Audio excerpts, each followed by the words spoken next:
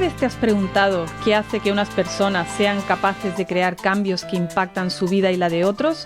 ¿Cuál es su forma de pensar, su mentalidad, sus patrones, sus percepciones del mundo, sus respuestas a diferentes eventos de la vida? ¿Qué les influye? Soy Cristina Puyol y te invito a que me acompañes en esta aventura donde exploraremos juntos la mente de los creadores de cambio. Bienvenidos a otro episodio de La mente de los creadores y creadoras de cambio.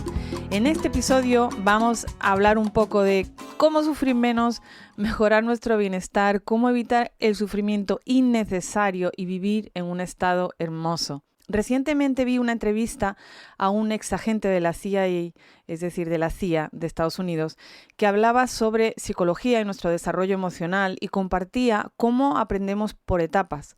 De 0 a 7 absorbemos todo, somos unas esponjas. De 7 a 13 absorbemos, pero empezamos a cuestionar mucha la información que nos llega.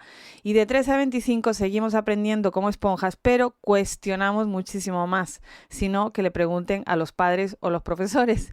Y a partir de los 25 ya no absorbemos igual, sino que para aprender hay que poner más conciencia en el proceso, y de eso hablaremos en otro episodio, de cómo aprender. Recuerdo que en algún momento de mi vida llegué a la conclusión de que nos pasamos los 7 primeros años de nuestra vida aprendiendo para luego pasarnos los siguientes 80 descubriendo qué es lo que hay que desaprender.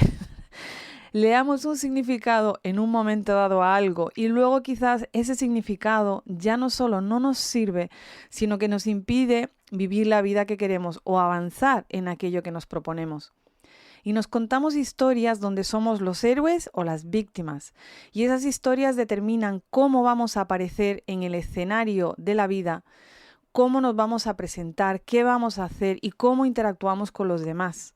Esas historias, por tanto, son potentes. Algunas las conocemos, algunas las inflamos en determinados momentos, cuando nos damos de más, cuando nos valoramos más. Ojo que esto es útil en según qué ocasiones.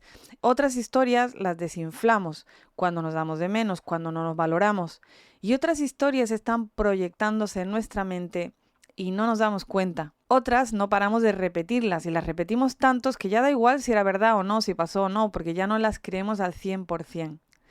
Cuando estas historias no interfieren con nuestro progreso, con nuestra vida, no pasa nada. Pero cuando van en dirección opuesta hacia donde queremos ir, hay que ponerse el sombrero de detective y descubrir cuáles son esas historias que pueden entorpecer nuestro camino. Cuando nos encontramos repitiendo situaciones o cuando nos topamos con retos fuertes es cuando podemos destapar estas historias.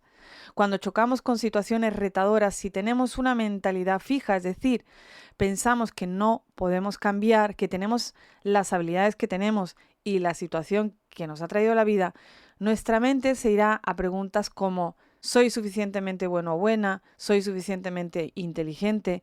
¿Tengo el talento necesario? ¿Soy querido o querida? ¿Soy perdedor? Y tu mente reorganizará tu mundo, tus historias, para evitar responder a esas preguntas o para encontrar la manera de contarla donde tú eres el héroe o la heroína. Si eres de los que miran para otro lado, tipo avestruz, en tus historias serás el héroe o heroína y los villanos serán los demás.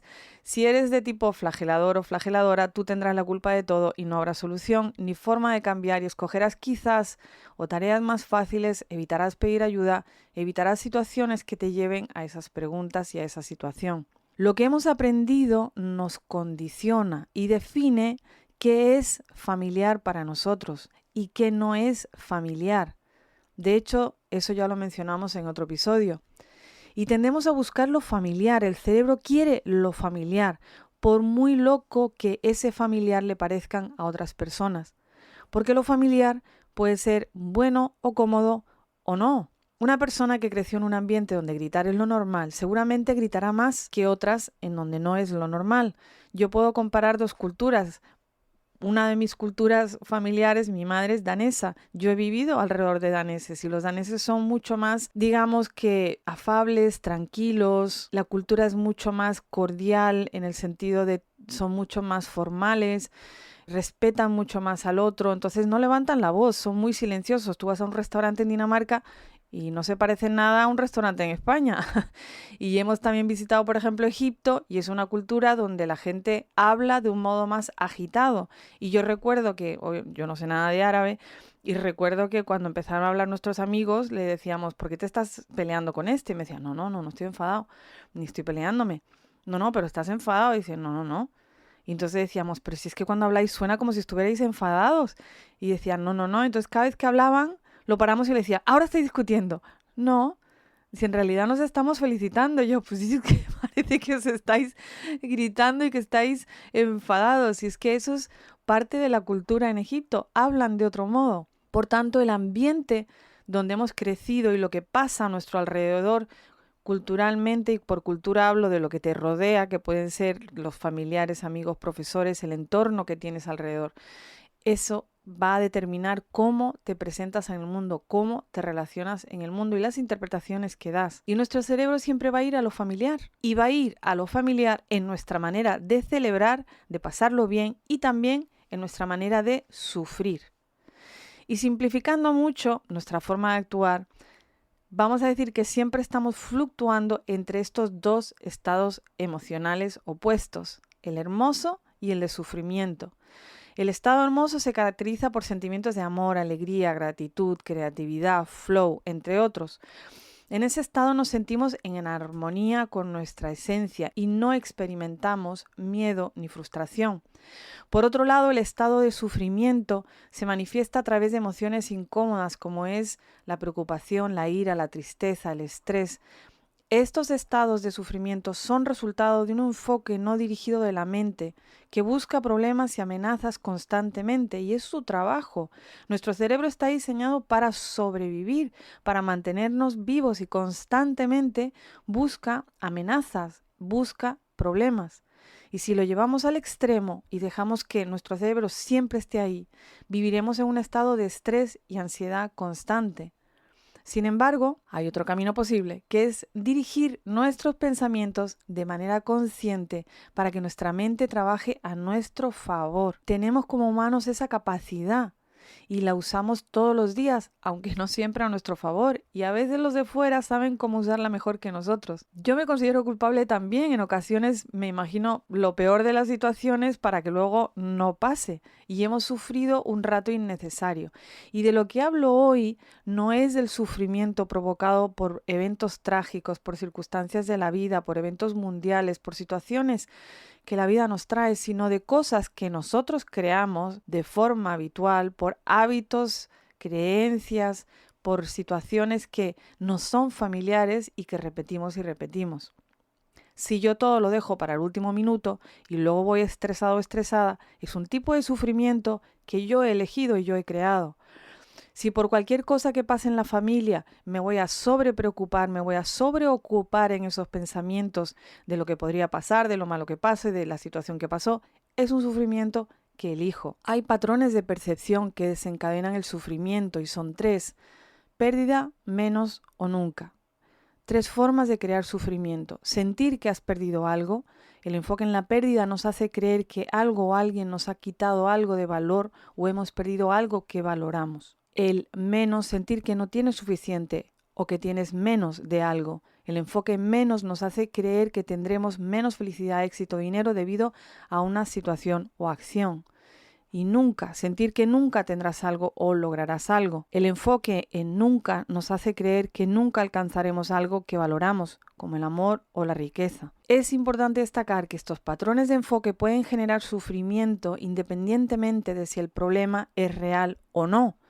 Nuestra mente crea nuestras emociones y nuestra experiencia en función de en qué nos enfocamos. Por tanto, si nos enfocamos en esos 3, en el menos, en la pérdida o en el nunca, experimentaremos sufrimiento.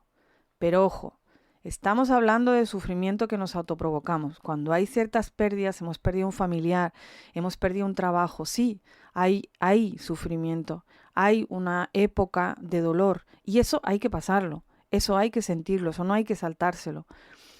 Ojalá que acompañados, ojalá que dándonos el espacio para pasarlo. Pero yo estoy hablando de eso, de situaciones en las que nos repetimos o nos contamos unas historias que no nos sirven o nos es familiar eso, repetir. Yo pongo esa del estrés, donde nos dejamos todo al último minuto para luego estar estresados y con eso nos da la sensación de que estamos ocupados o de que valemos o nos inventamos unas historias. Yo he escuchado de todo en mis sesiones de coaching. Esas son las que tenemos que prestar la atención porque las podemos cambiar.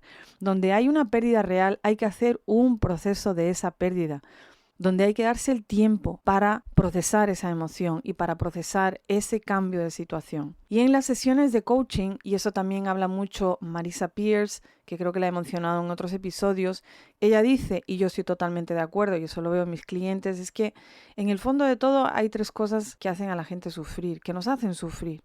Una es el no soy suficiente, yo eso lo oigo muchísimo. Empezamos a rascar y llega al final eso, no soy suficiente. O lo que quiero no está disponible para mí. O soy diferente y por tanto no conecto, no pertenezco. Porque estos 3 están conectados con necesidades básicas humanas. Así que vivir en un estado emocional bello de positivismo requiere atención y esfuerzo, pero merece la pena. La felicidad es algo que tú creas, no es algo que te pasa por accidente o casualidad. No esperes a que llegue, sal a buscarla. Y el primer paso es tomar conciencia de tus patrones de sufrimiento y reconocer que es una elección consciente el dirigir nuestros pensamientos. Debemos tomar el control de nuestra mente para vivir en un estado hermoso en lugar de estar en un estado de sufrimiento. Y aquí te dejo una serie de preguntas que te pueden ayudar a encontrar o explorar la causa de sufrimientos. Una es, ¿cuáles son los eventos o situaciones específicos que desencadenan tu sufrimiento? ¿En qué aspectos de tu vida experimentas más sufrimiento? Por ejemplo, en relaciones personales, en trabajo, en salud. ¿Cómo describirías tus reacciones emocionales y físicas cuando experimentas sufrimiento? ¿Cuáles son las formas o maneras en las que más se manifiesta el sufrimiento en tu vida?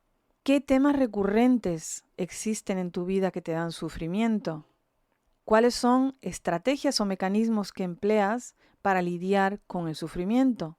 ¿Qué impacto tiene el sufrimiento en tu bienestar general y tu calidad de vida? ¿Has identificado algún tipo de aprendizaje o crecimiento personal a partir de tus experiencias de sufrimiento? ¿Qué recursos o apoyos utilizas o podrías utilizar para ayudarte a sobrellevar el sufrimiento? ¿Existe alguna conexión entre tu forma de pensar y el nivel de sufrimiento que experimentas? ¿Qué acciones o cambios podrías realizar en tu vida para reducir el sufrimiento y fomentar el bienestar? Dondi Darling, entrevistada en el episodio 70, nos habló, entre otras cosas, de las personalidades ligadas a los 5 elementos y cómo cuando estamos en situaciones de estrés o de tensión tendemos a una emoción en concreto para lidiar con ese estrés, con esa tensión, y para tener esa emoción crearemos a veces situaciones que ayuden a experimentarla. Si eres más el elemento agua, te irás al miedo. Los que son más elemento madera irán a la rabia. Los que son más fuego se irán al pánico. Los que son más tierra a la preocupación. Y los que son más metal se irán a la desconexión. ¿Cuáles son 2 formas favoritas tuyas de sufrir? ¿Qué suele activar, desatar, despertar, provocar, estimular esas 2 emociones? Y cuando eso ocurre, ¿qué sientes y qué haces? ¿Cuáles son formas sencillas de romper tu propio patrón? Aquí te comparto algunas técnicas para romper patrones de pensamiento que puedes probar. Son cosas que uso yo y que usamos también con nuestros clientes. Lo primero de todo, por supuesto, es reconocer el patrón. El primer paso es ser consciente. Siempre la conciencia viene primero, el darse cuenta. Si no, no se puede cambiar nada. Observa y reconoce cuando te encuentras atrapado en pensamientos negativos, en autocrítica o pensamientos o creencias limitantes. Aquí menciono también, como compartió la doctora Jill Bolte Taylor, toda emoción nos dura tan solo 90 segundos. Aplica esa regla, la de 90 segundos. Date 90 segundos para experimentar lo que estás sintiendo y dejarlo pasar. Si no pasa, hay que hacer una exploración mayor, pero a veces solamente eso, una respiración de 1,5 minutos, te ayuda a dejar pasar esa emoción y a ver las cosas desde otro lugar. Cuestiona tus pensamientos. Una vez que identifiques un patrón de pensamiento negativo, cuestiona su validez.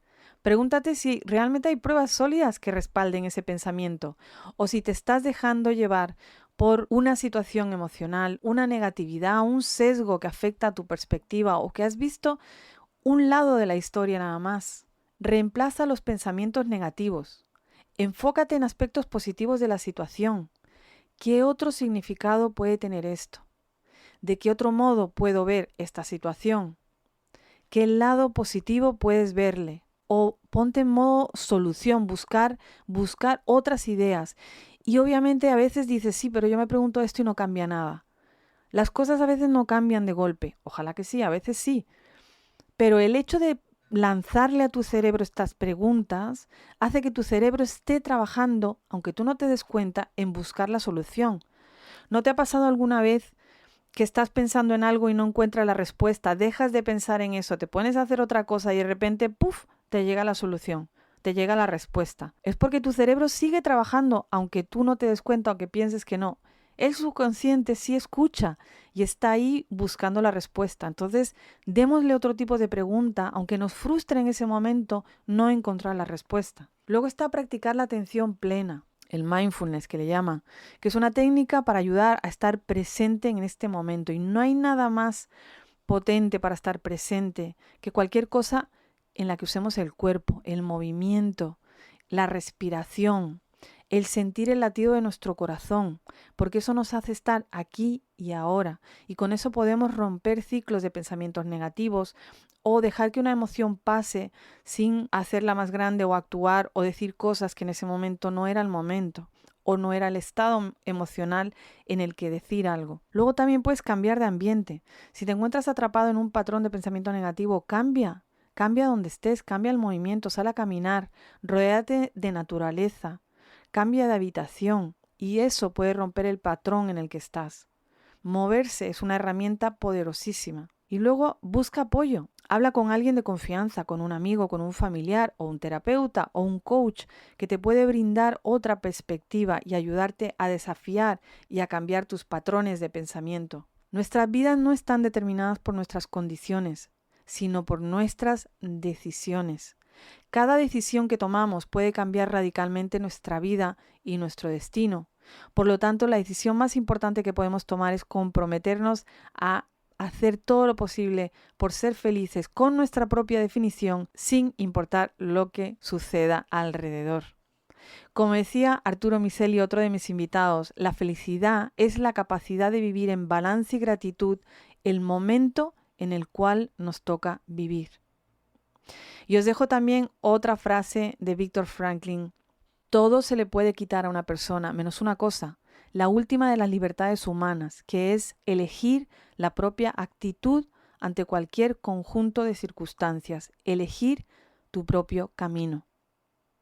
Si aún no te has suscrito al podcast, puedes suscribirte, nos ayuda un montón en cualquiera o todas las plataformas de tu elección. Podcast de Apple, Spotify, Stitcher, Audible, iVoox. Y también puedes dejarnos una reseña en el podcast de Apple y 5 estrellas si crees que nos lo merecemos. Si te interesa profundizar más en este tema, envíame un mensaje, contáctame, esto lo podemos trabajar con el coaching. Gracias por este tiempo compartido, gracias por escuchar este podcast. Espero que te esté dando un gran valor. Recuerda que también puedes apoyarnos en nuestra cuenta de patreon.com, donde puedes apoyarlo en 3 niveles. Siempre está el enlace en las notas del episodio. Esto nos ayuda a seguir creciendo y te mando desde aquí un abrazo enorme y besos para ti, creador y creadora de cambio.